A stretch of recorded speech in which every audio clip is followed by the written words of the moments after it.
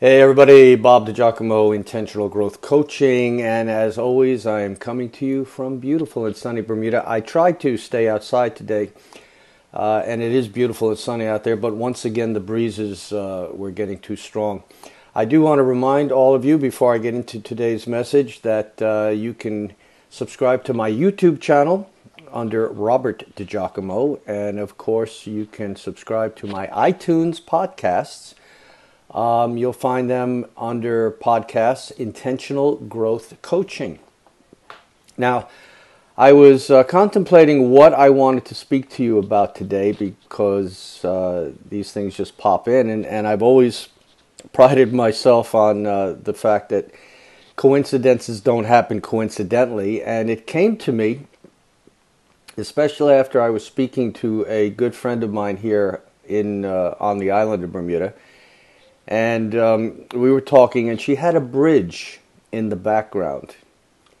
And that bridge was quite unique because bridges take us from and to another location, or they take us to a location from which we seek to go to. And I hope that begins to make sense. But then up popped my blog that I read each and every day from Seth Godin. And you may remember I spoke of Seth Godin a while back about purple cows and the importance of purple cows. And it had to do with, and I'll put a picture up here. For those of you that are listening to this on my podcast, you'll just have to imagine in your mind what I'm referring to. And of course, you will see this also as a YouTube video that I will post to YouTube later on. So, all in all.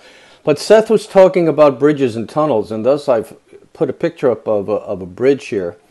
And clearly the bridge is taking you across a chasm or a barrier, because after all, that's what bridges do. They link one side to another. But he said that Robert Moses, I don't know how many of you know Robert Moses. This goes back to my childhood. Robert Moses was very famous in New York for building parks and bridges, etc., etc. He was a famous road builder. He understood that building tunnels takes just a little longer and costs a little bit more than to make a bridge. And as it turns out, bridges become monuments and create glory for those that have built the bridge. And they're there in the sky for everyone to see. And I don't know how many of you have traveled around the United States of late, but they have been rebuilding some of the older bridges, and they're rebuilding them with modern architecture. I mean, they look phenomenal. But I think back to all of the bridges that I grew up with that span the different parts of New York.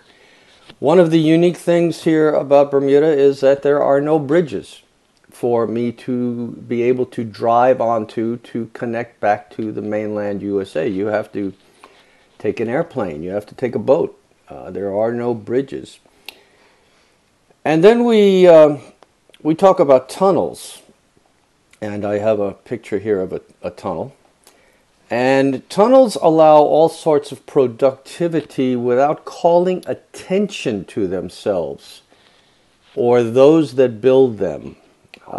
Clearly those that build them. A tunnel creates progress without necessarily changing the landscape. To build a bridge, you've got to not only put the span across the chasm, but in a lot of cases you have to maybe buy houses to just demolish them so that you can put the roads in that will lead to the bridges. And I knew this happened a good many times while I was growing up in the United States. A tunnel is evidently an elegant solution to a problem for someone with the guts and fortitude to actually build the tunnel. Now, the tunnel I'm showing here is kind of like a dark hole, and you don't know where that dark hole is going to lead to. And I don't know how often we have found ourselves in the tunnel of life, wondering where we're going. But I do know that there's always been that of a light at the end of the tunnel. And for those of you who have taken some of my courses, you know that I put up on the screen a blank black slide with just a white dot in the very center. And that dot literally goes on for infinity when you look at it correctly. And it does show the light at the end of the tunnel. And that's where tunnels do lead. But I do want to put up another picture here of a combination bridge and tunnel. Because sometimes we build a bridge, but we have to tunnel for a portion of it because the bridge becomes an obstacle. The bridge becomes an obstacle. There's literally a reason why we don't necessarily cross it all the way, or we need to build a tunnel so that we can allow other things to pass that would not be able to literally pass underneath that bridge. And then the tunnel picks up again on the other I should say the bridge picks up again on the other side once you've come back out of the tunnel.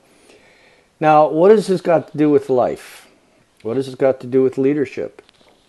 How often have you been on one side of the bridge and hesitated to venture forth to venture forth because you had fear of what might have been on the other side?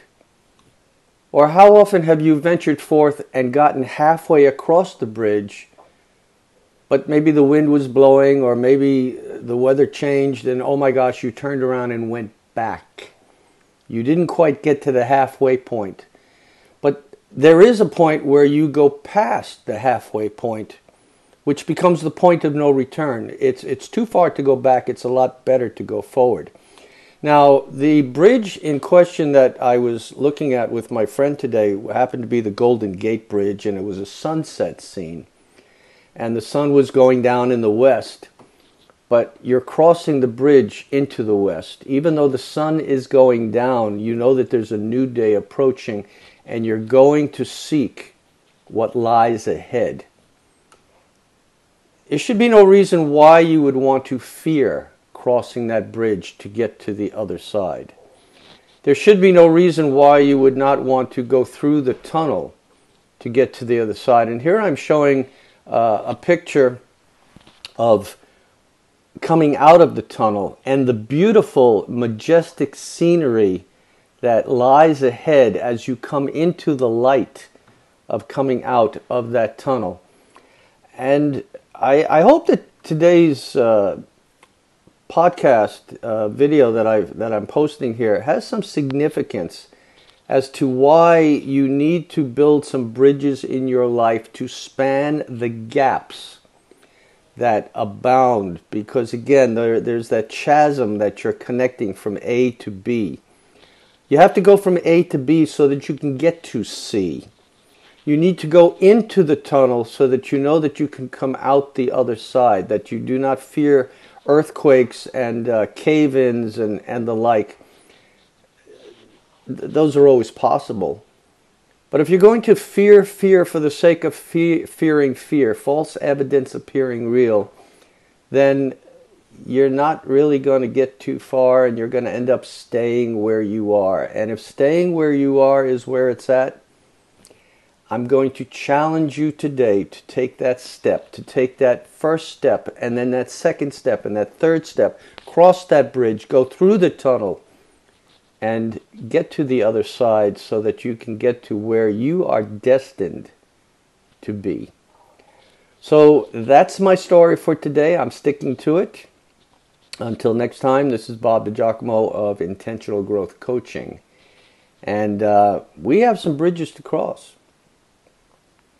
And I hope you'll cross them soon. And we will be coming out of this coronavirus, or whatever we want to call it, the Wuhan virus, the Chinese virus. We're coming out of it. The bridge has been spanned. The tunnels have been gone through. And we are all coming out on the other side. Until next time, bye for now.